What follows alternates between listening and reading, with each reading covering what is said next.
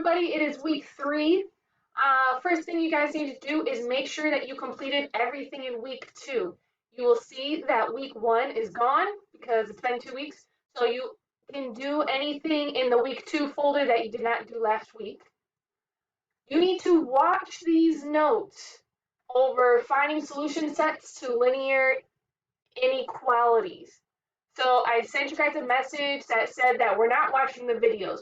45 of you watched the videos, and you guys watched less than 50% of the video. You guys aren't going to learn anything if you don't watch the entire video. All right. So you have notes. You're going to submit the notes. You have this assignment. Okay. You need to either print it out or make sure that you write it on a piece of paper clearly. I attached an example problem here. And then you guys have your quiz.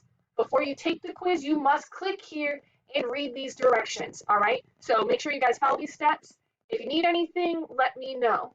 Those of you that are having troubles with time management, if we were in class, all right, a normal week, we would do notes on Monday, review on Tuesday, notes on Wednesday, review on Thursday. When I say review, that's the worksheet. And then quizzes are on Friday. If you guys want to set up your at-home e-learning schedule like that, do it.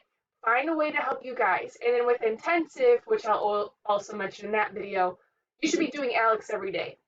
All right, you should get that 120 minutes done throughout the week, not in just one sitting. I know it's easier since you're at home, but that is how it should work out. If you need anything, like I said, just let me know.